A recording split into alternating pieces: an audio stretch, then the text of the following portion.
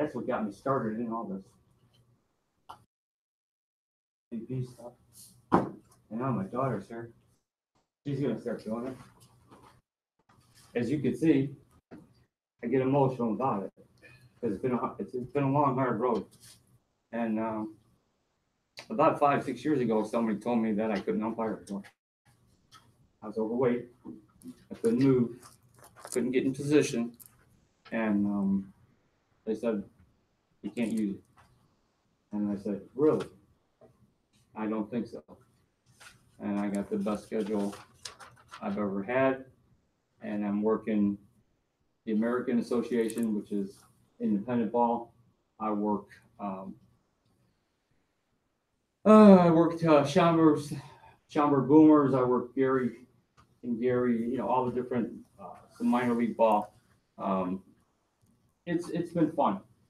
I've met so many nice people. I've met so many great ball players. So many different situations on the field that no one ever hears or talks about, and it's just fun stuff. My success has come from the plate. I'm a good plate guy. Why am I a good plate guy? Because I'm consistent. I learned from a camp that I went into in Oklahoma, and we were actually on the field we got on the field about midnight. It was completely dark in Eden, Oklahoma. It's all AstroTurf. And the instructor, Tracy Rolls, talked to me about my plate work and how I wasn't very good at it. And he said, listen, if you're willing, a bunch of us are going to go down in the cage and work plate work if you come and listen. And I said, sure. So we finally, after doing some field work, we went through every base and how to umpire each base in a 4-man system. It was about 2 o'clock. We got in the cage. We didn't leave there till about 5 in the morning. And they taught me how to work the plate. And what I'm going to share with you is the experience of that night where it changed me completely from how I umpired the plate. So for a couple of the youngsters that are here, just to go through some basic stuff,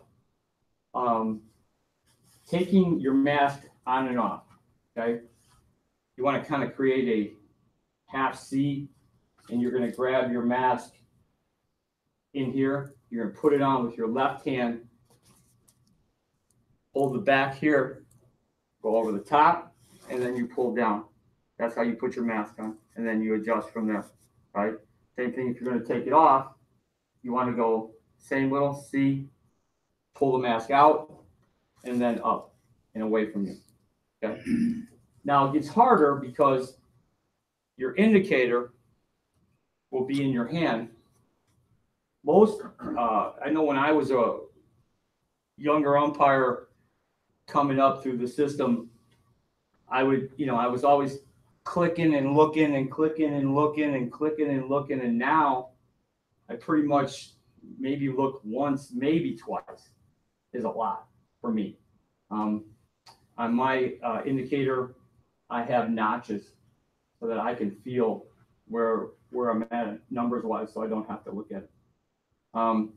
Same thing here.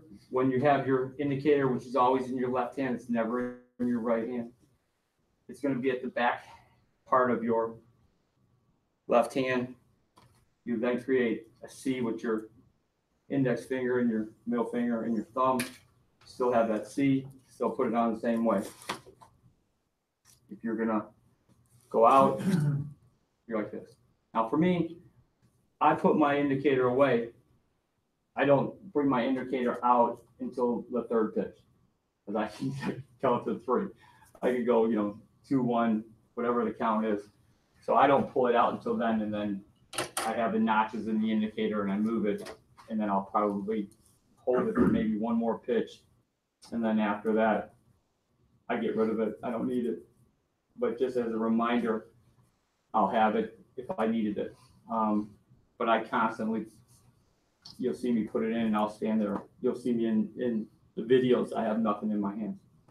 I have a few videos tonight after we talk a little bit about this to show you of me at the Junior College World Series. I'm on the semifinal game at the Junior College World Series here in Eden, Oklahoma. That's actually the field that we were on at midnight. Phenomenal stadium, phenomenal people out there. Anyhow, the plate. As my good friend Jim here has been so kind to show you the 3D effect of the plate.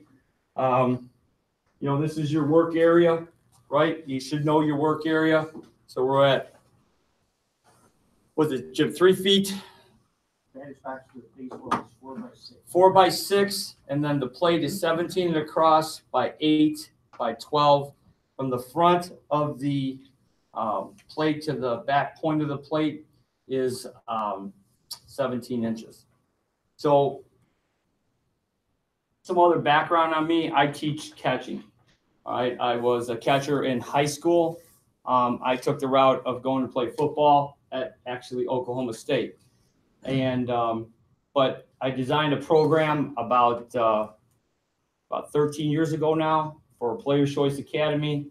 We probably do close to anywhere about 300 catchers a year through the academy, and we've actually gotten some people some scholarships. And I'm now working with the Judson girls softball catchers, which one of the girls came out, Sarah Friedland, who came out to our catchers camp and showed the girls how to throw from their knee. It was pretty cool to have her out there.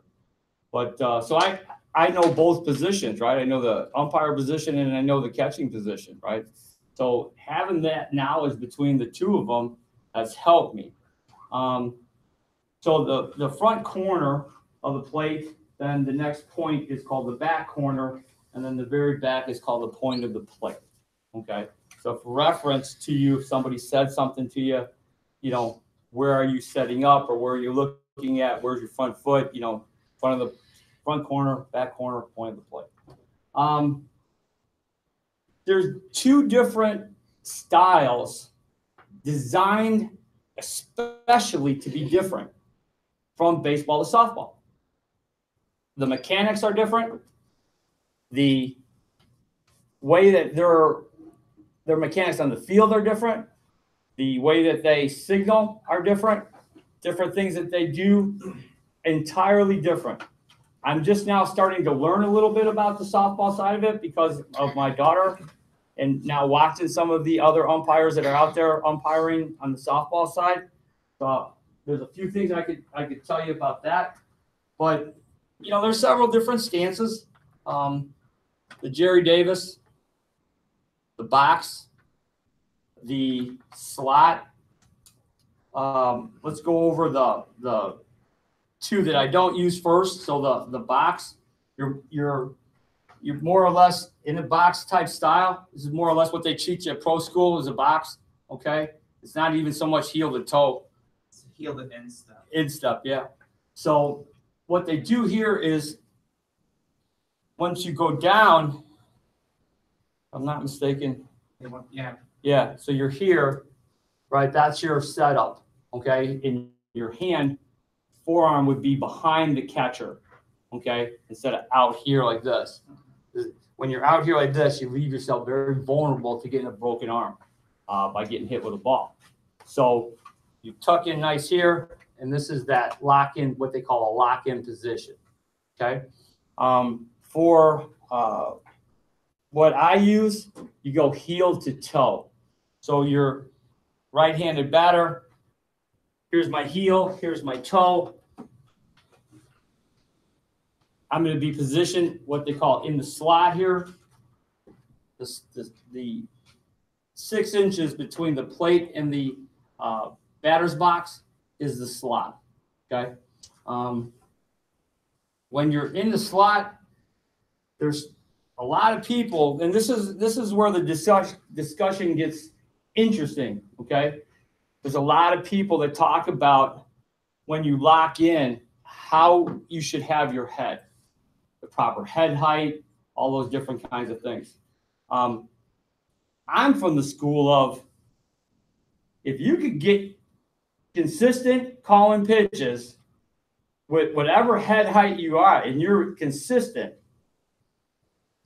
at it, calling balls and strikes, and you don't get too much slack, you know, somebody, hey, where's that pitch, and where's this pitch, and where's that pitch, that kind of thing, you know, by all means, if it works for you, do it.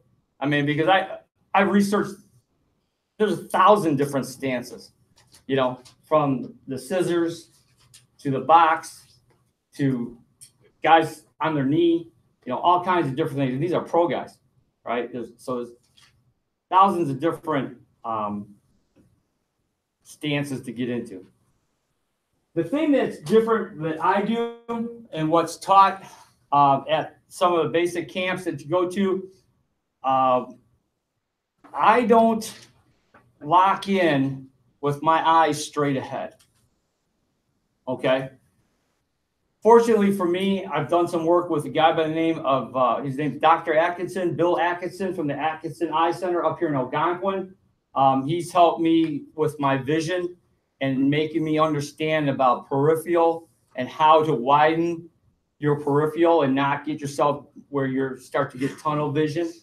Different techniques you could do as far as, you know, if you took your camera and moved it like this, right, and then locked in, all of a sudden everything will kind of come to a really good picture, right? Well, that's the same thing here. If you all of a sudden lock it in and everything starts to come down because you've locked in too soon. So you kind of scan a little bit left, right, make yourself nice and comfortable, and then kind of lock in on the picture. That's the timing aspect of it. When you start timing it up, where get in a rhythm with that pitcher, okay? You know, your peripheral, okay? So if you're looking straight ahead, right, your peripheral's here that you can see pretty well. The problem is the outside corner because you're on the inside corner. Jim, can I ask you for a second just to move this over for just a second? Jim was so kind to bring this out tonight. It's a great tool to use to learn how to visualize and to get your strike zone. Everyone has their zone.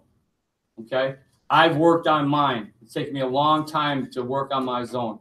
So when I'm in the slot here and I'm looking straight ahead, my peripheral is here. I kind of miss this outside corner. All right, I actually have to move my eyes. I don't know if you see my eyes move here. I go like this. I can pick up a little bit more to my right with my vision. Okay, and that's the way it's been taught, right? To lock in here and then move your eyes this way. I was taught, turn a little bit, get yourself a little bit more aggressive in the slot, and now you're here. Now this corner looks really good to you, okay? Because you can get this pitch. This pitch is easy here. You're looking right at it, and now your eyes go to here. So you're actually moving about 10 to 15 degrees with your head only. My shoulders will stay pretty square, but my head will turn just a little bit. And everything's in my vision, especially this corner, right? And that's that pitcher's pitch. That coaches love that outside corner, that thing stuck, right? And you start nailing that right at the knee. Man, oh man, that's a great pitch to get. Get a bunch of those, okay? They'll get you home quick. That's what I do, right? It's not important to me and how I was taught to see the pitch out of the hand. I could probably teach a 5-year-old to watch the pitch out of the hand all the way to the plate and then call balls and strikes. Pretty easy to do, okay? It's when you lose sight of the ball that you become a really good balls and strikes person, okay? A lot of different things come into effect. Where the batter's at? Is he diving over the plate? What's the presentation of the ball, okay, from the catcher, right? All of these different things. Here's a question for you guys. What do you think is the critical moment of the pitch that you can't miss with your eyes? Anybody? In the glove. In the glove. Okay. Anybody else? Reaches the front of the plate. across in front of the plate. All right. For me, it's about 15 feet out. Okay. About 15 feet out, I'm going to lock in on the ball and I'm tracking it to the glove. Okay. I might, right-hander throws a curveball and he comes way out here. All of a sudden, you lose a little bit of side of the ball, and there it is. Now it's showing up, right? 15 feet out. If I get a chance to watch it from the hand to the glove, I will.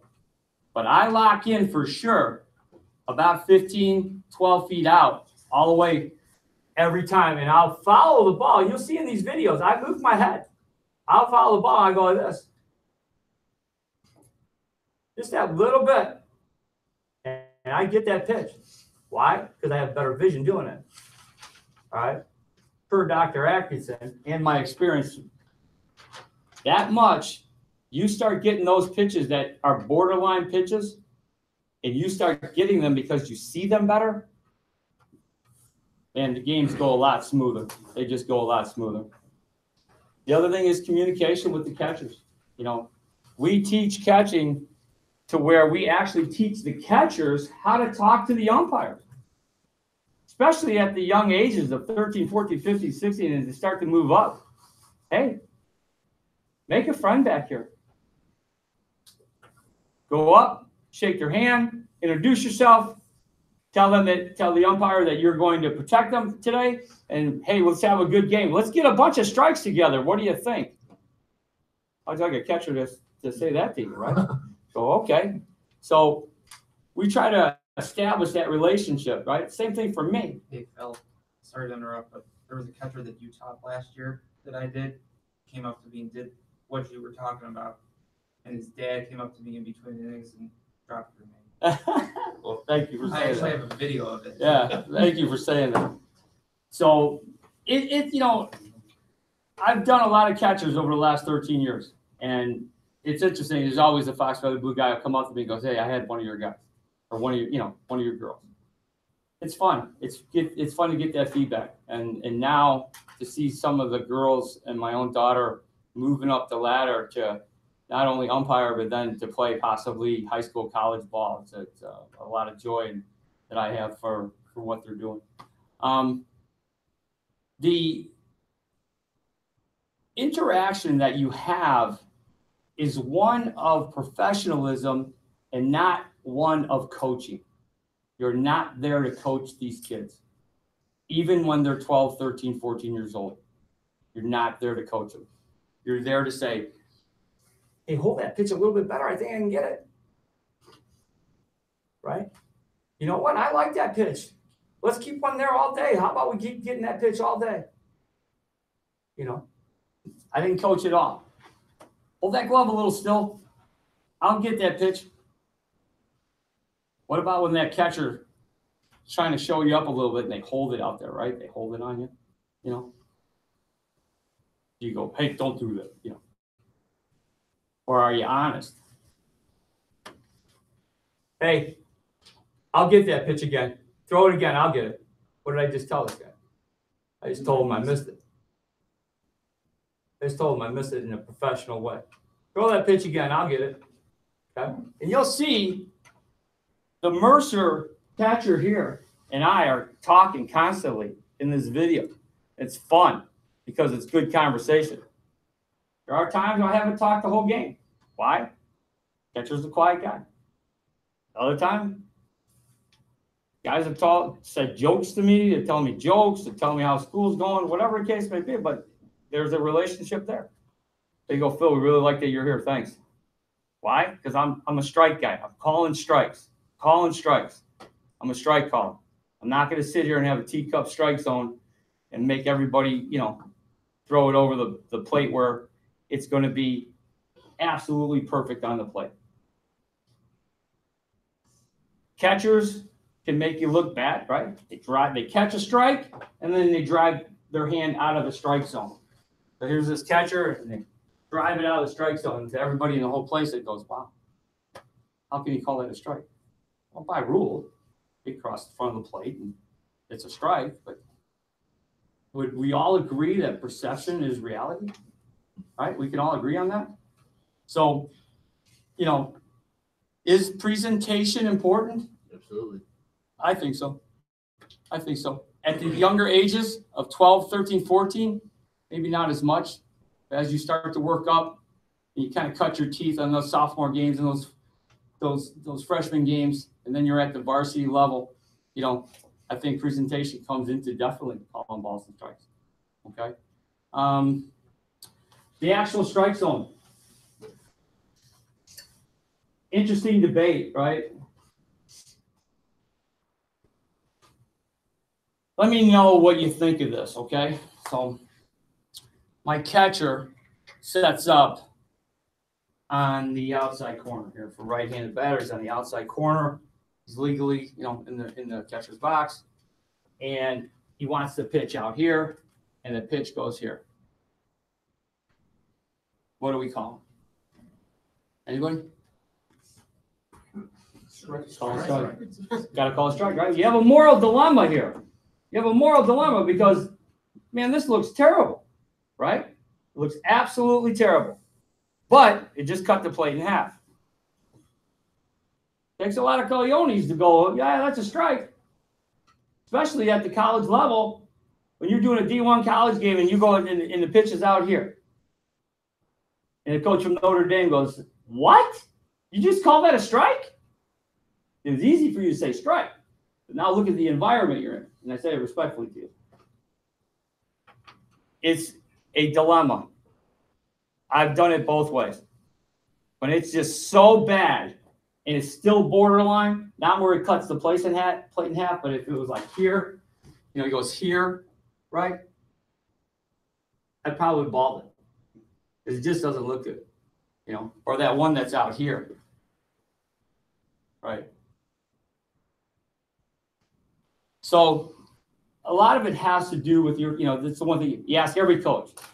We don't care if he calls the high strike zone, and we don't care if he calls the low strike zone, but we just want consistency. They're full of crap.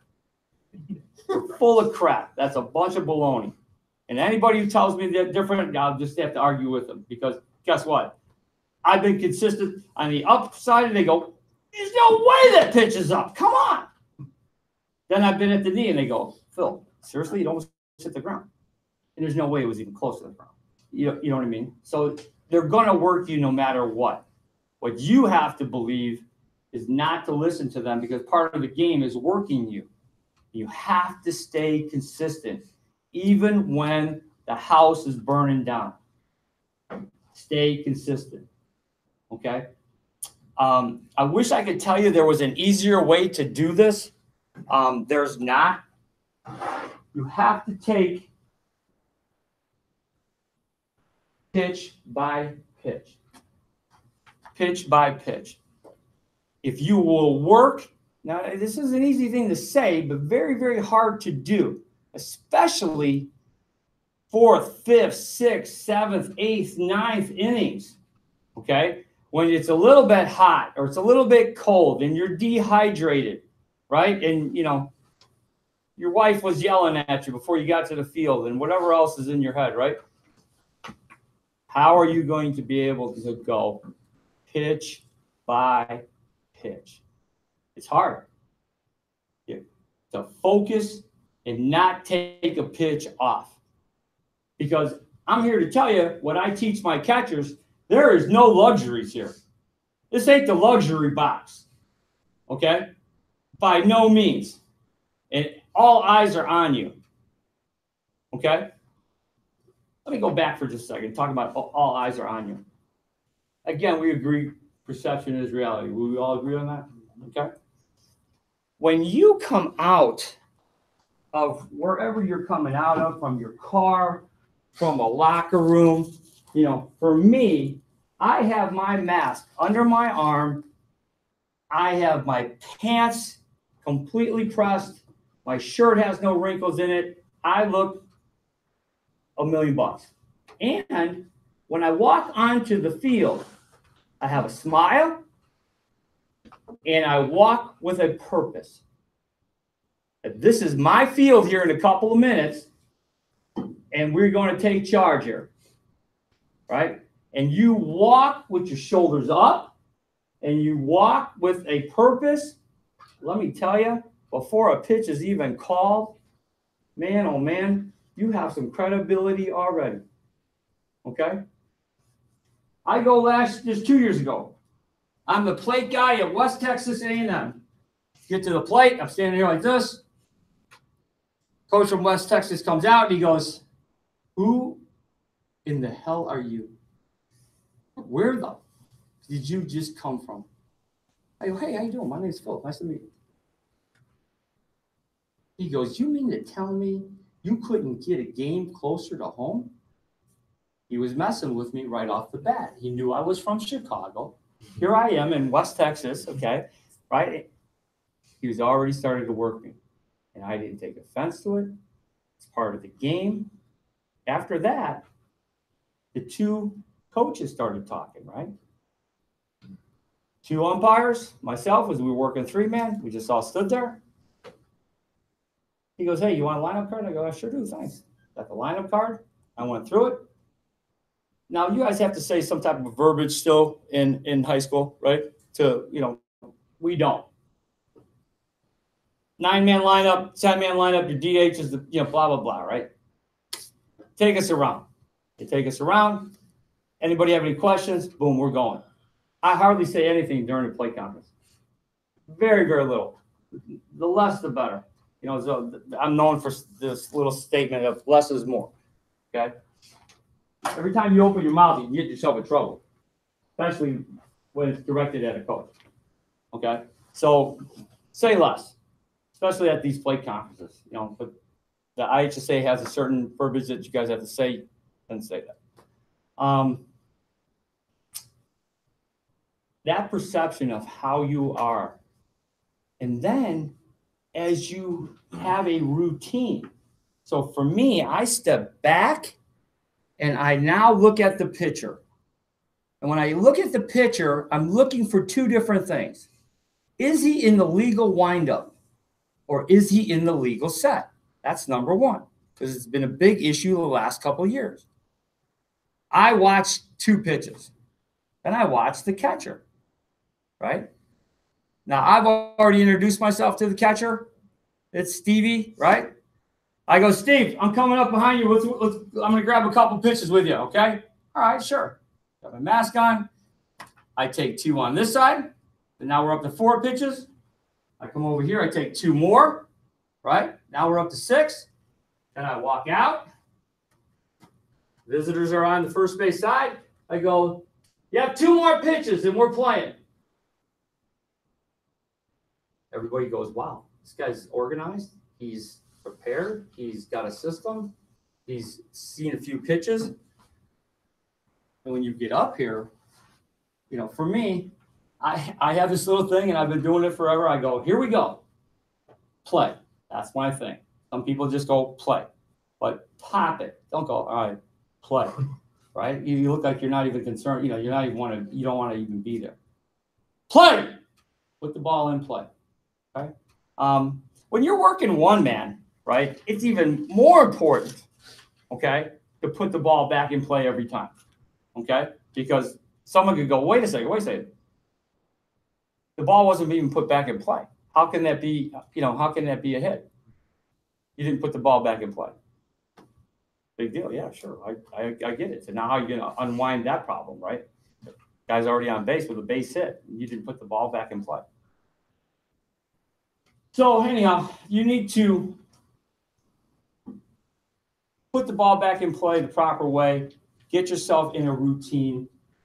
And for me, I'm actually trying something new this year. You'll see it in this video. A lot of the ACC and the SEC guys are doing this now. It's actually mandatory for them to do this. They actually go hands on knees. All right. The purpose of hands on knees is that your head's at this level. They don't want you coming into the pitch going like this. Because if you're moving, how are you calling a pitch? You need to get still, right? So they came up with a mandatory thing where they're going lock in and then go from there. You need to make adjustments back here. For me, I put my hand out. I'm about an arm's length. short arm's length away from the catcher, but I'm in on them. Okay. Tracking the ball has to do with not only your eyes tracking it and catching the ball with your eyes in the glove, okay, but it also has to do with your recall, okay.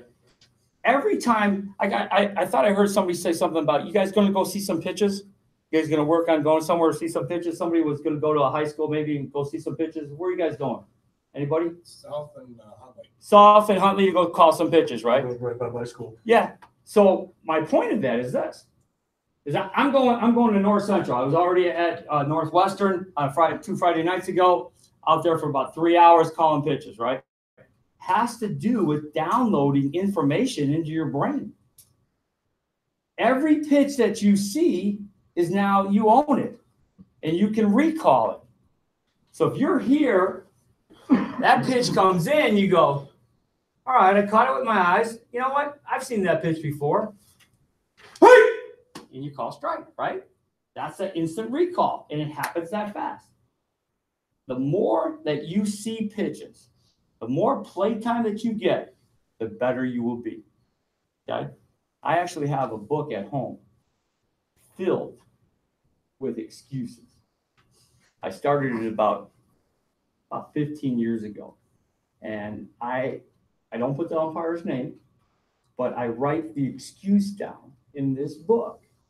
And I might publish it one day, I'm not sure.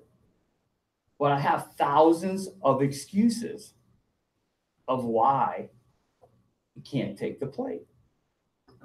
And What do you mean you can't take the plate? they won't work the plate. They won't work it? They won't work the plate. So they'll go, hey, you know what? I just had a doubleheader yesterday. I had a plate yesterday. You know, whatever the excuse is. I got that. I just came from work. My knees hurt. You know, there's thousands of excuses. Okay. Now me, on the other hand, this is not. It's hurt me, but it's also helped me more because people have taken advantage of me in that regard because they'll go, you know what? I'm going to this game. I bet you I could talk Phil into this because they'll go, hey, I'll go, hey, what do you want? And it's supposed to be their play. And they'll go, you know, I go, I got it. Because I'll take it because I enjoy this back here. It's fun for me. All right. I have a blast back here. I always will take the play. You don't have to ask me twice. I'm going to be working Michigan and Purdue. And guess what? I'm not on the plate. I have 3 games. I'm at third, I'm at second, and I'm at first on the third game. The crew chief, Grady Smith, I'm not going to email him or ask him or whatever, but if he even what? I'm going to jump out of my shoes and go, absolutely, I want to play. Okay? Because I love it back here. Anytime that you can get on the plate, get it. Because what are you doing? Just downloading more and more information into your brain about pitches. And the more experience that you have about calling pitches, the more consistent you'll be. Because as soon as that pitch comes in that you haven't seen and now it's borderline and you can't recall it, you go, ball. And everybody in the whole ballpark went, how can that be a ball? And you just missed it. Why? Because of recall, not because just your eyes. The other thing about calling pitches, and again, Bill Atkinson has been he's helped me tremendously. I have one-day contacts because I have dry eye syndrome in my eyes, dry out real quick. But the blink scientifically is 0.05 seconds. The psychological part of the blink as humans is to protect our eyes, right? We've been taught to be safe. We've been taught to be careful. We've been taught to look both ways before you cross the street. We're taught all this stuff about safety. Now we're going to put this mask on, okay? And we're going to hope that this guy who we've never met before is going to catch a 90-mile-an-hour fastball that a guy with a round bat who's going to try to swing and hit a ball. And you can't blink. What? There's no way, right? Well, yeah, there is. It's about 1 second. Dr. Atkinson taught me a method called the big eye. And in actuality, in pro school, they do what's called a confidence drill. And they actually take baseballs and hit you in the head with it, right in the mat. And you have to fight to keep your eyes open. Maybe you didn't get hit hard enough. So when you do this confidence drill, it's interesting because you'll go like this and not throw the ball, you go, right? If a pitch is coming in 1 second and you blink and that's 0.06 or 0.05 seconds, which is a half a second, you're only seeing a pitch a half a second? Are you really seeing it or are you guessing? You're guessing. You're absolutely guessing. So when you go big eye, what's called big eye, you kind of make your eyes real big and get them dilated a little bit bigger and a little bit more light into there. It helps you keep them open long. And again, more and more pitches you see, you have less and less blink. Now there's actually a spot where there's almost a guaranteed blink. Okay, so with the right-handed batter, where would the guaranteed blink be? Inside pitch, right? Inside pitch, but where? Low? High. Inside pitch, high. It's almost an instant blink. Why? Probability of it getting through. Probability of it getting through. Batters are here, they're pulling back, or maybe going like this, right? It's going to ricochet off, okay? And you've got to stay with your eyes open. Because now all of a sudden, who's been here before the guy goes? And it was a beautiful strike, a nice curveball that just went in, and it almost hit him. And it was a strike because it was a curveball. And he buckled. The batter buckled, right? I mean, this nasty curveball just came in there, right? You know, you can't blink. You got to keep your eyes open, right? So the more and more pitches you see, okay? Alan, you want to run one of them or so? You'll see, and I'll try to narrate it as we go. You'll see in this couple of clips, I actually move my head, and I'll point it out to you. What am I watching? The ball, all the way through to the ground. Why? What's wrong? Where is it written? Where is it written in the pro school? You just came back from pro school. Mm-hmm. Where is it written that you can't follow the ball like this? It's not written anywhere. It's not written anywhere. But guys do it. They'll go, ball's over here. And they're still like this. Why? Was it an idiot? No, they've just been taught by somebody who said, hey, make sure you see that ball all the way to the mitt. Keep your eyes focused there. No, the ball's still moving. Follow the ball. Yeah, good job. You'll see in this video too that I run with my mask on. I'll run with my mask on for about 10, 15 feet.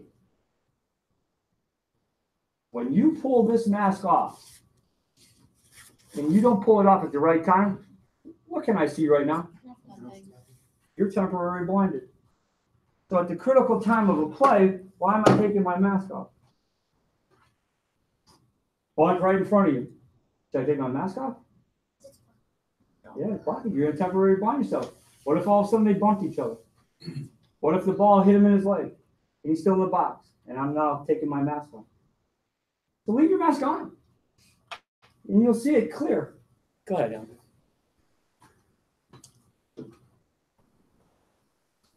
By the way, Kankakee won the Junior College World Series. Actually did a phenomenal job. Is there a volume in there? There won't be much. Hands on knees.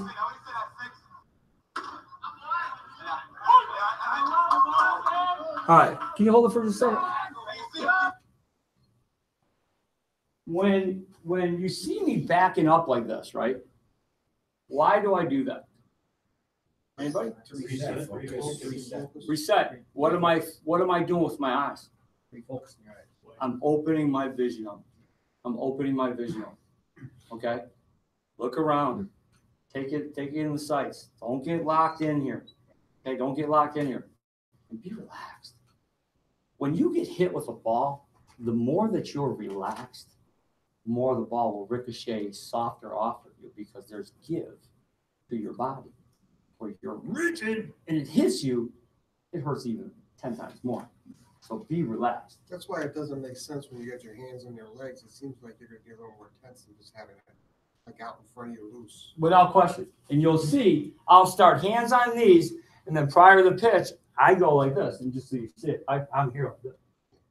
Okay? My hands are definitely not in a lock position, but I'm going hands on knees because I'm trying to establish less movement with my head and better timing by taking that movement out of there. Your right hand was near his ribs too. Yeah. Catchers. It's actually towards his back a little bit, but yeah, wherever.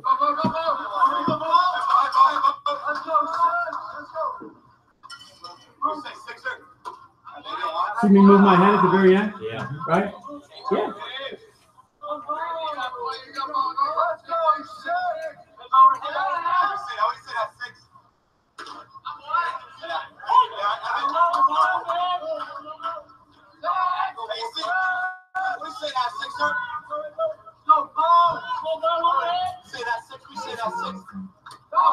See the ball hit the ground?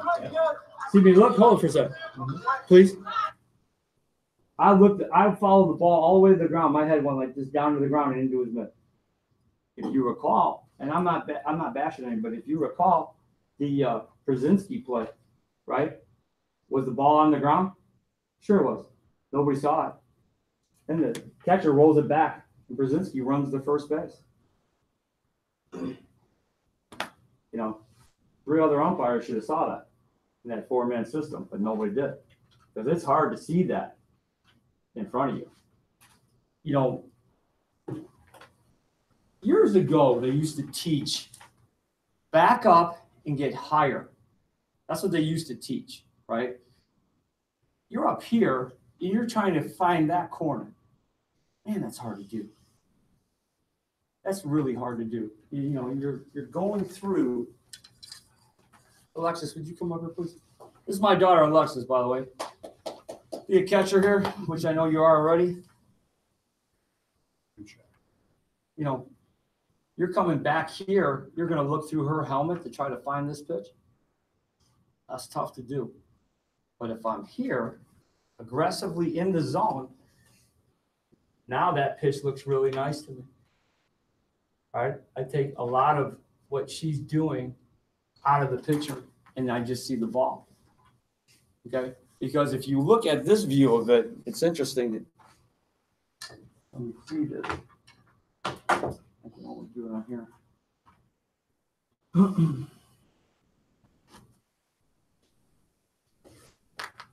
Alexis, do me a favor, face this way. This one.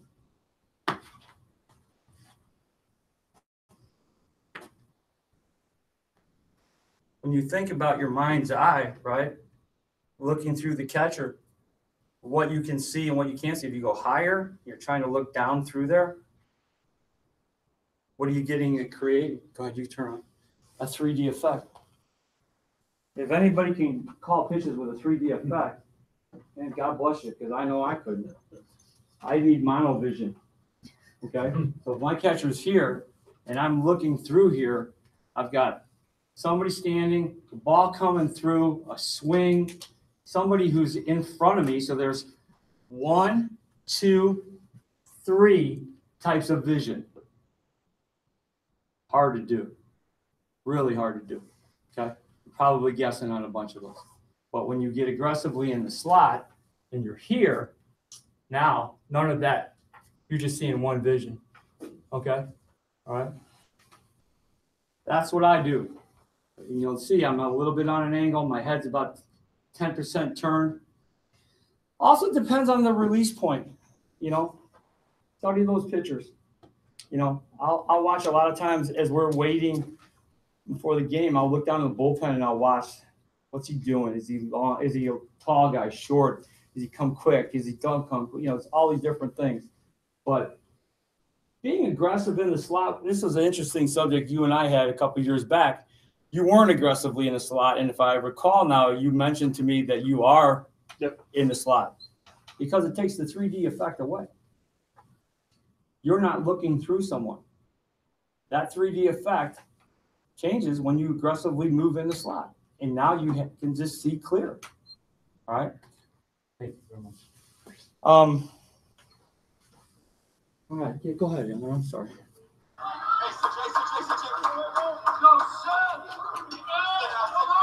Here, the television audience wants you to get out of there. Oh, I'm sorry.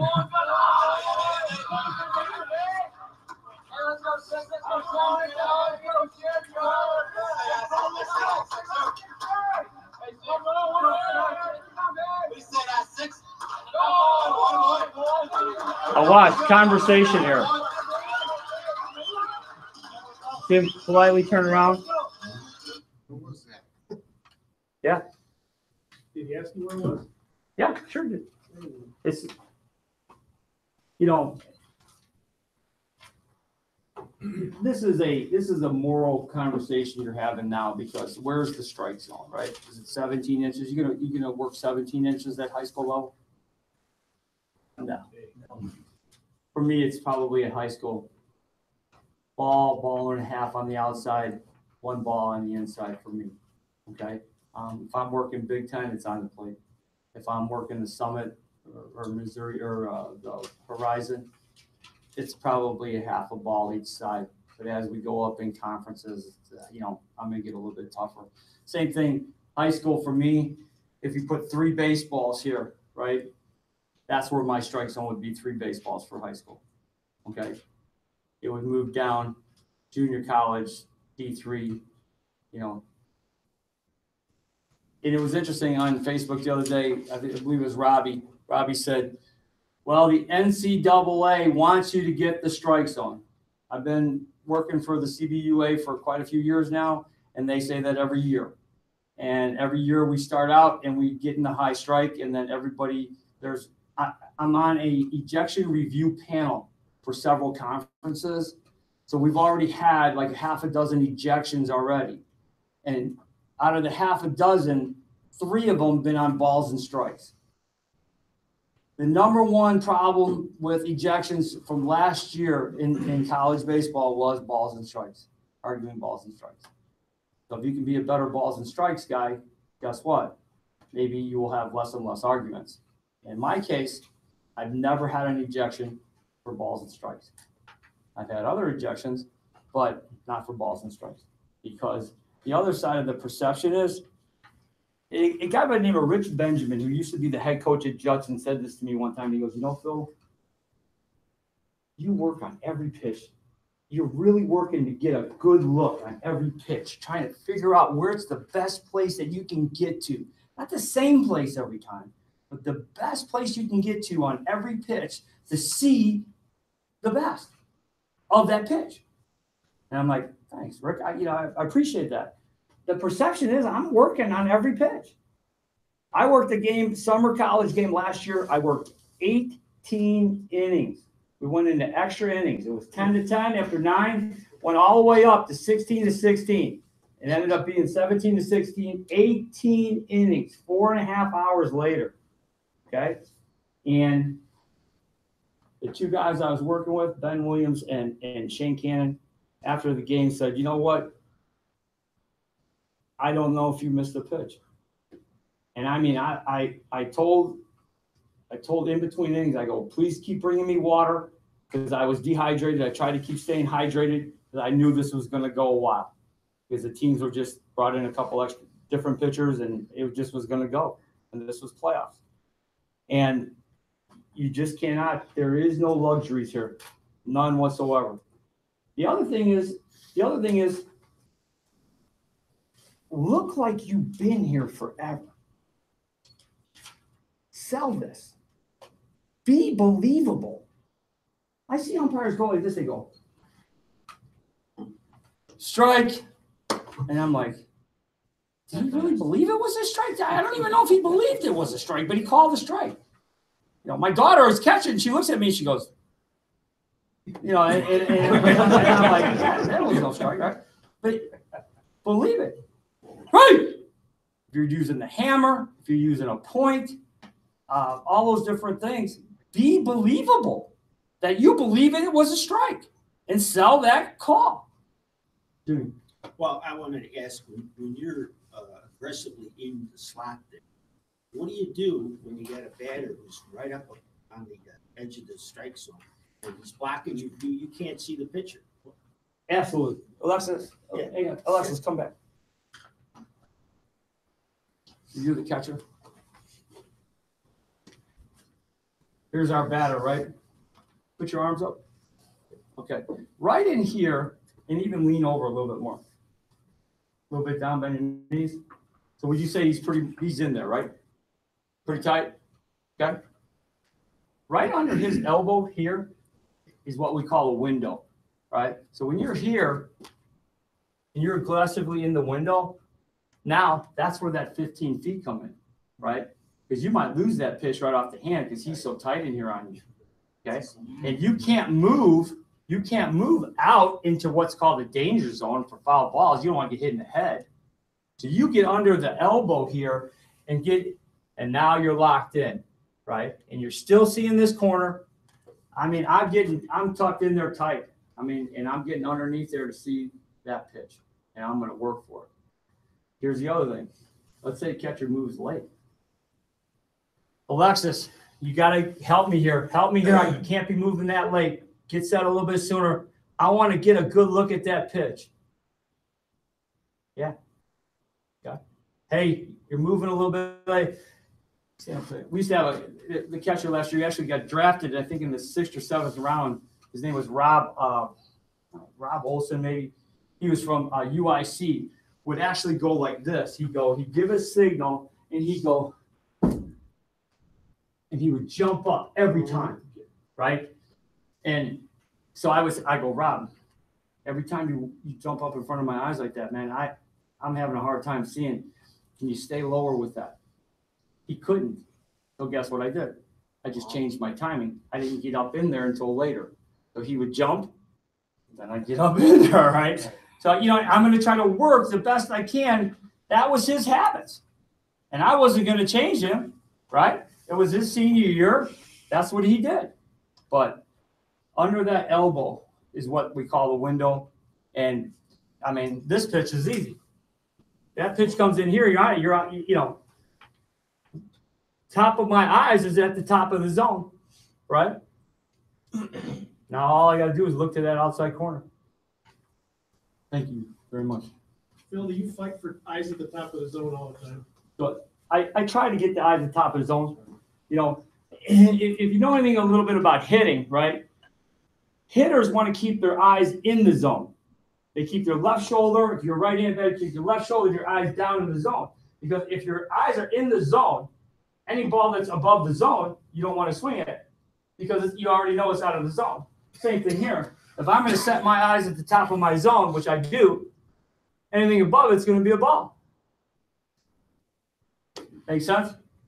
Take the thought process out of it. You just set yourself up better, and it's how you set up is really the biggest part of this whole thing, and then the timing of it. You want to throw it on again, Alan? Same video or another one? I don't care. Either one.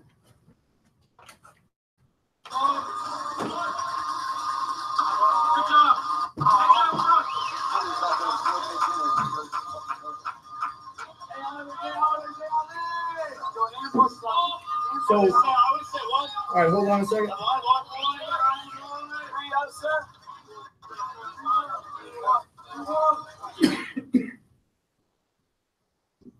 Pretty tough thing to do is be consistent in your stance from the right-handed batter to the left-handed batter because you're feeling awkward because normally most of us are right-handed.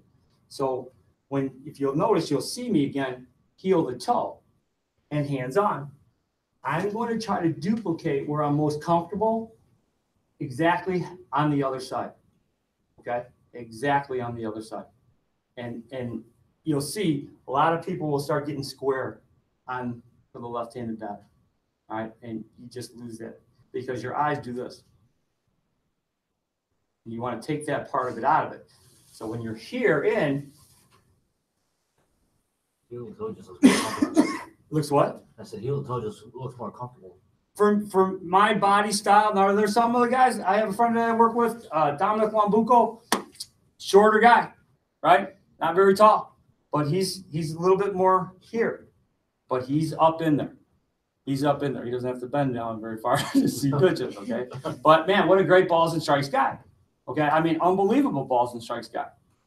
So work hard on every pitch, sell every pitch. Timing is important. Same thing if you're calling balls or strikes. The strike is one mechanic together. It's not strike. It's together, all at once. See the pitch, the strike. The other side of that is ball. Hold for just a second and come up. Because why? There's a distinction between the two. You go like this, you go ball. You know what? I think he was going to call that a strike. And you called it a ball. There was indecision there. Doesn't look right. They're like, come on, don't guess on those pitches. Right? So the timing is really, you know, Perry Costello, College World Series guy. Man, he when I first went to camp out in Michigan, you know, he's like, ball, 1001. And he would stand up. That's what Perry would do. You know, that's how I learned. But I don't actually do that now. But that's how we would practice for a while during the camps. Did not move after that and get that timing down. One turn back.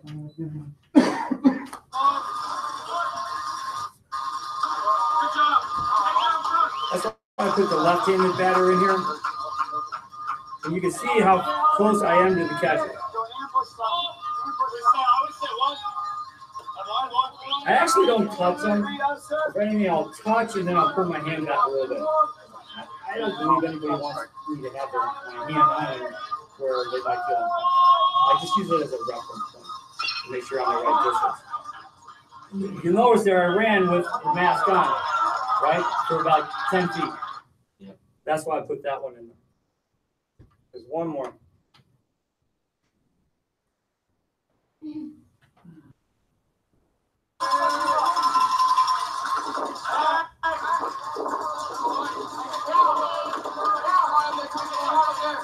It looks like a lot of fun. Oh, it's a blast. We were there for 9 days. And you're doing 4 games a day.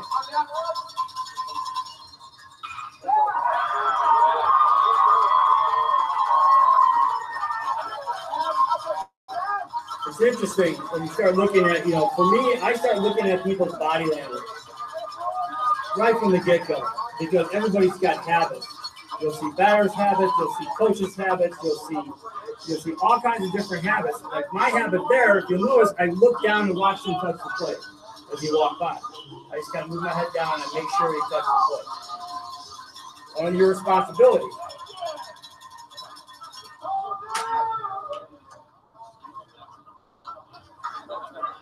There's going to be a pitching changer. When another pitcher comes in, don't stop working. Like, this is my time off. No, it's a whole other arm slot. Maybe he's lefty, maybe he's righty, and they switched, okay? Go back to your routine. See 2 pitches. 2 on the left, 2 on the right. Hey, we're going in 2 more, right? See some pitches. What's the perception to the coaches? Hey, you know what? Wow, look at this guy. He's going to continue to work. He's not just going to stand there. Right? Do it all the time. Do I need to actually see a few more pitches? Yeah, maybe. Maybe. Especially those guys that come 3 quarters, guys coming from the side. I'm going to definitely watch, Submariners will drive you crazy, right? All those different things. The distinction between softball and baseball, where, you guys should get really used to doing this. What's called pre-pitch thoughts. Prior to the pitch, know what you might do. 1 and 2 count. It's a check swing. Will I call ball? If it's a ball, right? No. No. I'm not going to call ball on that real quick check swing. Did he go? Right away. Right away. If I'm going to get it, I'm going to get it. You know, yes, he did. He's out, right? And I'm not going to sell my partner out. But my partner's going to know that if I need to go to you right away, especially on a third out of an inning, we're going right away. Did he go? Not get it. Make sure that you don't go, ball. He's running. The first base, let's say it was ball 4, right? And he's now running the first base. And it was a check swing. Hey, could you ask him if he went? Hey, did he go? What do you think my partner's going to feel like going down right now? What do you mean, did he go? The guy's already standing on first base. What do you mean? So that timing, knowing that you better go down right away, that's a pregame thing. We talk about that all the time. You know, when you're by the car, please get there early, or if you're in a locker room, get there early to have a pregame, especially if you're not working with guys all the time. You know, and it's funny because I've worked with Tim, I've worked with Jeff, all these guys, right? I know them, I know their manners, I know their habits. Guess what we're doing? We're pregame. We're going to go through it again. Mental checklist, all the vital things that we need to talk about. And then we're going to go out and we're going to knock it out. And we're going to be the best team on the field for that day. Don't take a pregame off. It's interesting now for me, I'm going to go work with 3 ex-pro guys in this Big Ten series. And they don't know me at all, right? It's my first one. And I'm going to go into that locker room. And I asked, the first time I went to the World Series, I asked a mentor of mine, a guy's named Dave Condon. I called Dave up and I go, Dave, how should I act when they start the pregame? Should I ask questions? And he goes, no, just listen. They're ahead of you because they're pretty good. You're there because you're pretty good. He goes, ask different kinds of questions. I'm like, what? He goes, ask if anybody had any interesting plays this year. Right? Because you're in postseason play, right? Did anybody have any interesting plays this year? Right? Did anybody have any situations with the coaches that came up? Let the crew chief go through his pregame. Sit there quietly. Don't say another word until they come around and they go, hey, Phil, you got anything? I'm good. I'm glad to be here. Let's go. You know, and that's pretty much it. Don't be the what if this or what if that or what if this. Just stick to the good, solid fundamentals of the pregame. Some of the nuances, you know. And I love Coach Jakubowski at Huntley. You know, he coached my son Phil when they took 4th in state and everything. He's calmed down a little bit, but in his younger days, he's a very passionate man. And we would talk about that in the parking lot. We'd go, listen, if Jay goes off, okay, we're going to not talk too much to him. We're just going to let him burn himself out and let him go away. That's what we would talk about, how we would manage people. You know, that's what this whole plate thing is here. This whole dirt circle area is about managing people. Keeping your scorecard, right? You know, your lineup cards right. Making sure that you're not yelling at dugouts, so that you stick to the protocol. Okay? Ignore, acknowledge, warn, eject. Can you stay in the ignore stage long? Sure you can. Can you stay in the acknowledge stage? Sure you can. The warning stage. Could you warn more than once? You can. There's no rule that says you can't. Okay.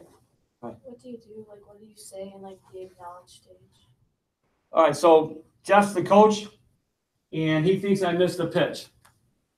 And I've ignored him several times when he's asked me that. Okay? So I'll turn to Jeff and I'll go, Jeff, I hear you. I'm going to keep working hard. Thanks. That's it. I've acknowledged that I heard Jeff. I've been a gentleman to Jeff. See, and this is where a lot of guys go bad. They go, hey, knock it off. Now you have an adverse conversation going on here. Now he's going to go, really? How about you doing your job? You know, and all of a sudden now you're in this dialogue, right? Why? When you could have easily just shut him down by going, I hear you. I'm going to continue to work hard. Thanks. And you thank him. Because guess what he's doing? He's keeping you accountable. When he comes back with something after that, you Yeah, have to stay in there. That Like you know, you're not working hard enough. yeah, and don't say anything. Don't say anything back to him. Less is more, right? Hey, I hear you. I got you. Thanks. What are you going to say to me? Right? You have to make a decision. You as the coach has to make a decision. Do you want to stay or do you want to go? Right? And there's ways to seeing if they will. Right? Come on up here a second. And again, this is all talking about the player, right? We're face to face in an argument. I want to let him make a decision if he wants to go or not. He just came from the dugout over there, and I go, if he stays there, he wants to go. Mm-hmm. If he walks with me, I'm going to give him an out. Walk me back to the dugout. I'll walk you back to the dugout. Watch this one. Face to face. Jeff, I'm going to keep working hard, man. I'm not face to face with him in a confrontation, nose to nose. Guess where my back is to? His fans. They can't see it. Guess where my hand is? You are such a jerk for coming out here the 20th time already. You can do whatever you want, but my point is I've given him a chance to get out. I've given him a chance to get out. And when you give these guys a chance to get out, you're going to have to make a decision. Either they want to stay or they want to go. Okay? And it's what everything that leads up to that. Again, the arguments are almost 3-1 balls and strikes that you've messed up. If you want to have less and less conflict on the field, be better here. Be a better balls and strikes guy. I worked with guys, and I could tell you their excuses from time and time and time and time again. And then they get on the plate. We all miss pitches. My goal is to miss 2. If I can stay under 2 misses per game, I'm doing pretty good. Okay? Maybe 1. But I'm going to lock in. If I miss 2, that's pretty good. All right? Guys are missing 10. At critical times of a game. How do you expect to get away from that? You can't. They're going to come and get you. Then you're going to have to hook them and get them out of there. You know, that technique that when you're talking to him, they actually call that verbal judo. That's exactly right. Yeah. Verbal judo was actually introduced through FVB about 10 years ago, actually. A guy from Texas came in, college World Series umpire, and taught us verbal judo. So that's part of the techniques. Yeah, absolutely. Be a better balls and strikes guy. How do you do that? You got to go see balls. You got to go see pitches. You got to get play time. There's no 2 ways about it. You know, find somewhere to call pitches. You know, when I'm teaching catchers camp, and I have 4 pitching machines set up, and I have 4 catchers at a time catching, I get behind them, and I'll sit and talk and instruct the catchers, and guess what I'm doing? I'm seeing hundreds of pitches. Hundreds of pitches. Since November, I've probably seen, what would you think? Maybe, yeah, way over, yeah, anywhere between 3,000 and 4,000 pitches, easily, both softball and baseball. And we have a curveball machine. We have a fastball machine. We have the girls' fast pitch. You know, all that kind of stuff. We have all the machines. You know, we just had umpires come out. Tim Goraj, Jim Carco, and Bill Vincent came out to our camp. And unfortunately, this happened with the big snowstorm, because if I would have been here last week for this meeting, I was going to ask one or two people who were rookies who, hey, come on out. Bill and Tim and Chris Viverito were out there. Come and do some plate work. We'll help you to get better going into the season. But the timing, because of the snow, we didn't have this meeting. And my camp was last Saturday. We didn't get a chance to do that, but we were going to open it up. Next year, we were in a conversation with Jim Beveridge about having guys come out. We have a 6-week camp.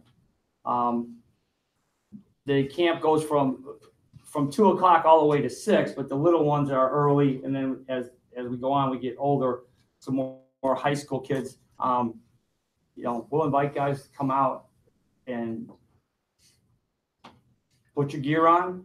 You don't have to wear a regular shirt. Just put a t-shirt on or whatever, and bring your mask and hat and sit here and call pitches. Absolutely, because we do pitch work every week for at least a good half hour, 45 minutes. I mean, where it's just nonstop pitches. Then we put 2 home plates in, and we do throws to second base, and then we do plays at the plate. So we could teach you how to work the plate as far as starting point of the plate, and then moving, staying on the hip of the catcher for the swipe tag, those kind of things. Well, we do this in our camp, and we're going to invite some FVP people out there. So if you want to come and work with some of the other pro guys, you got Chris Viverito working pro ball, you got Bill Vincent's working at high level college. Timmy's on his way to working maybe some college ball. Jimmy has been out there. He's been out there 3-4 years now, coming out there, and it's a blast. It's a lot of fun, and the kids love the interaction because they're pretty much afraid of us back there, especially at the younger ages. And when we start talking to them and getting them to ask questions, and we actually have the catchers go and introduce themselves and all those kind of things, it's a lot of fun, and the kids get a lot of experience. And these are the young student athletes that are going to be coming up in front of you in the next 3-4 years. My daughter will be an 8th grader. She's 8th grade now. She'll be a freshman next year at Crystal Lake South. So she'll be playing. Somebody will be behind her. Somebody might be even in this room. Does anybody have any questions go ahead. So when you're in the box, when you're aggressively in the slot, Mm-hmm. and the batter's really close, can you ask them to move or adjust their position, or do you just adjust yourself? I won't ask the batter that, because the batter has the right to the batter's box. Okay. If they're out of the batter's box, then I might say something to them. You know what I mean? When you're watching a professional baseball game, can you also practice your calls during the game? It's a great question. All right. And I'm so glad you said this, because I don't know if I even watch some of the baseball players anymore. I'm watching the umpires. I'm watching their mechanics. You know what I mean? I'm watching the rotations. I'm watching all kinds of stuff, right? But yes, you can. And the other thing is, we were at Export Fitness, Chris Viverito and I, and we were in the aerobics room, if you will, this wooden floor room with all these mirrors, right? And Chris and I were working, rotations and plays in this room, how we would do it, from the interference call, in college, it's not an immediate dead ball, That's interference, and you're walking out, right? You're seeing the rest of the play. Time, and then you call, but we're actually seeing that and how you would sell that, okay? We were taking plays at first base where you would have to take a read step, okay, on a possible swipe tag where you're read stepping here to see down the line better, okay? And that's the other thing. I was up at Carthage, and the head coach at Carthage is at third base, and there's a rotation. Runner on first, I rotate to third, and I bang his, on the relay, I bang his R1 out at third, okay? And the Carthage coach goes, thank you for hustling so hard, but you still missed the call. Yeah, but he accepted it. But I was there. I was there where I should be. Now I'm at University of Dubuque. This is second base, right? Steal. I look through, tag on the opposite side. I go, he's out. So the Dubuque coach comes out, who I admire a lot. And he comes out to me and he goes, Phil, I'm not going to argue you call at all. He goes, I'm going to argue to you that you better get in the right position. You're out of position. You know it. You're not supposed to be there. I can accept if you kick the call, but I can't accept that you're out of position. That's wrong. And he walked away. And that was a moment for me, and I'm talking to you about getting in shape, that I decided, you know what? I'm not running really good. I can't move. I'll never forget my wife, we were getting ready to go out. And I go, Linda, I gotta lay on the bed. I can't get my pants, or I can't buckle my pants. She goes, we gotta go to this party. I'm like, yeah, guys, you gotta get healthier. You gotta be able to move. You gotta run. You gotta be able to sell what you're doing better. It all comes together as one. God. So during your games, like what I usually do for like the little guys, like when they're the catchers, when they're catching, I usually draw a line so they like don't get hurt, like if they're so they don't interfere like that. Is that like a good technique for the little guys? Very, very good question. The little guys have to learn by their mistakes. So and you have to learn also, because what you're talking about is preventive umpiring. Okay? You're drawing a line saying, hey, you should probably line up about here. The bat won't hit you for interference, right? You need an interference because that gives you knowledge, right? Even if you miss it and you go, wow, the bat hit the catcher's mitt. What is it? Oh, I missed it. You now have that mistake, gives you information to go, that was interference. That happens again, I'm going to remember it. See what I mean? So it's not your job to make sure they're lined up straight. Now, I've said to a catcher, hey, you might want to back up a little bit. Or I'll go, you know what, can you move up a little bit? I need to get a better look in there. Can you move up a little bit? And they'll go, yeah, sure. But I'm not going to draw a line for those guys. That's up to their coaches to get them lined up. But you need those calls so that you learn. Because now that's in your memory going, you know what, that bat hit the mitt. That's interference by rule. And then you go through your interference call. What's your strike three do? You know, that's the fun thing about strike threes. There's a ton of them, right? There's bow and arrow, right? So, the arrow, bow, okay? You can do bow and arrow. There's just pull back where you're pulling back. Let's say they call it ripcord, where you're just kind of a ripcord of like a chainsaw or something like that, ripcord. The other part of that is with runners on base. You're talking about if you're a pointer or if you, Ben Williams is kind of a double hammer guy. He goes here like this. His head is always straight ahead, right? When no one's on base, I'll turn to the side and I go strike. But when someone's on base, I come up and I go strike. I keep my eyes on the field. I'm not going to take my eyes off it. Yes, sir. So when ball's in the play and you don't take your mask off, when's the best time during a play? There isn't like this one moment, right?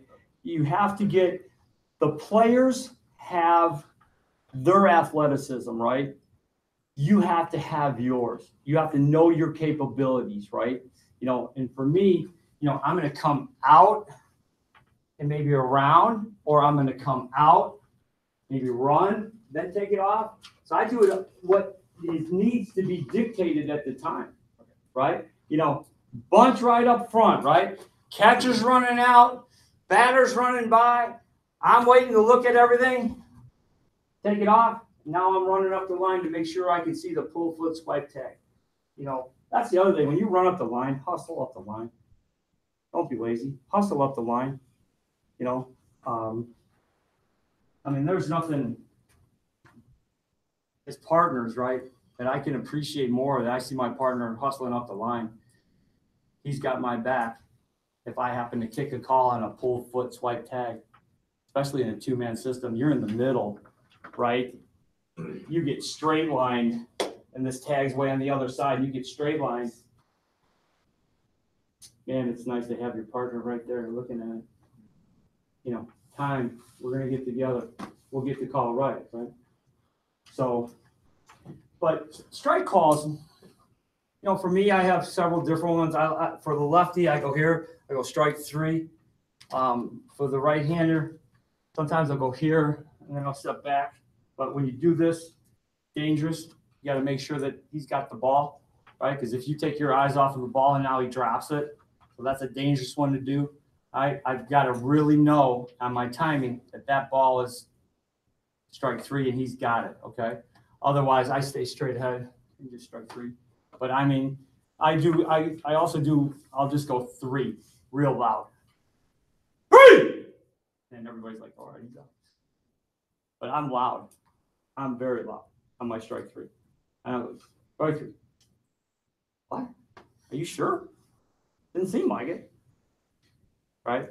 So sell that call. I mean, be believable. It's a huge part of this whole thing, working the plate. And it's if you notice, kind of, it's almost like a dance, really. You know, you kind of move in one way and you kind of get in here and then you kind of step back, and before you know it, and you're kind of watching everything, and then you get back in here. So it's a whole rhythm. Get in your rhythm, keep the game moving, okay, so that you don't lose your focus. Gosh. Bill, can I ask you like some stance advice? I ran into this last year that gave me trouble. Being aggressive in the slot, being by myself. So the runner on second and a right-hand batter up, he's going to steal third. I feel like I'm in the catcher's way. Like I don't want to back up, and I don't want to give up on the pitch too soon because I want to see it all the way. But I feel like we're going to hit each other. You know, like, is there like a way? So get some advice from me. Absolutely. Drop step, then gate open, right? Okay. Once you drop step, you're now away from him. Yeah. Where does that drop step and gate open come from, though? Pre-pitch thoughts. Okay. Pre-pitch thoughts. What is the situation going to happen here? See, and this is where I have gotten really good. Okay. He's number 2. He's lefty. He's on second base, and he was the center fielder. He's fast, right? He can run a little bit. Guess what? 2-1 count. Free swing going on here, right? We're going to run a little bit, you know? So here I am. Strike. He's stealing. I'm stepping back and gating open here, and now I got to look. But you also have to realize this. The weaknesses of the one-man system, the weaknesses of the two-man system, the weaknesses of the three-man system, right? All those weaknesses, right? Because when you're stepping back and gating open, and you can only maybe get another 1 or 2 feet before you actually see the play, okay? You then have to decide safe or out, but then close down, gain ground. He's out. Now I'm 25 feet closer to the play. You see what I'm saying? Instead of being back here going, yeah, he's out. I've closed down more. I look like I've hustled. I look like I'm the perception that I'm selling it. Timing. Did the ball go on the ground? No, it's not. He was out. You sell it. Save. But I've closed down. I've gained ground. I'm able to make better decisions. I gave myself time to process the whole play. You know what I mean? Yeah. And, you know, when the third base coach is down there and he sees the swipe tag completely miss the guy, right? And his guy is safe, but you call him out. That's the weakness of the one-man system. And I'm sorry, Mr. Freshman high school coach, that's just the weakness of the system. I can't help that. I've done everything humanly possible that I can do in the one-man system. Do you change your position in the slot depending if it's a right-handed pitcher or a left-handed pitcher? No. I'm aggressively in the slot, and I pretty much will stay heel to toe. The only thing that where this particular stance can leave you vulnerable is every once in a while when I really get real aggressive, you'll see me, I'll turn this foot a little bit more. This area right here is vulnerable. All in here is vulnerable to take a shot. Okay? So a lot of times I'll go like this. The other thing you want to make sure that you do is you keep your chin over your front foot. That you're here over your front foot. When you're back here like this, you put a lot of pressure more on your lower back. So you're here, your chin should be out over your front foot. Great questions, yes. So when you're doing more than one person that's working Mhm. in a game and they don't, and you signal to them and they don't signal back, what do you do? You know what? We had this happen at the regional last year in Division II. Okay, in the Great Lakes Valley Conference. So I'm on the plate. Guy by the name of Rick Hammers at first base, and Steve Donahue, who had been to the regional 10 times and didn't make it to the World Series, was all aggravated. He didn't signal to us the whole game. Rick, being a first-year guy, looks at me and I go, Rick, out loud. I go, Rick, we are going to signal every time. You and me, baby. Let's do it. True story. Okay, that's what we did, and we signaled and we worked. When we got in, and I was an assistant crew chief. When we got into the locker room, Mr. Donahue and I had a little conversation about what his issues were, and they never did get resolved. And he didn't make it to the World Series. Matter of fact, he'll probably never do a regional or a tournament again, and that's his own fault. There's nobody. There is nobody bigger than the game. I'm sorry. There just isn't. There are great people in the game. There are great people in the game, but there's nobody bigger than the game. And I'm here to tell you, once you think you're a pretty good balls and strikes guy, woo, man, golf guy, they're the baseball guys will like humble you quick. It's like all of a sudden one day the ball hits you like 8 times in a row, right? You know, 8 different batters in 3 innings, and you get just pummeled back here. And you're like, I remember at when I first met you, we were in up in town here by the what was it? We was doing a summer league game, and you got hit in the hand. Yeah, way back. I remember that. You got like You better know. yeah, I got 2 or 3 hits off his. My son was playing at the time. I wasn't even umpired yet. But yeah, you have to be humble, and you have to just go out and work. Just go work. It's that simple. It's that simple. For me, my habits on the whole signaling question, Alexis, is I like to signal early. I want to get the signal out of the way. I don't want to wait, and then signal. I don't want to do that. I tell my crew if I'm on the plate, I go, guys, I'm signaling early because I want to get quiet in my own mind. I want to relax. I want to pre-pitch all my thoughts. Let's get the signals done early. Okay. And we do that. You know, go in there. You know, very simple. You know, timing, staying home, right? Signal quick, get comfortable. Anyways, that's about all I have. Thanks a lot for letting me share my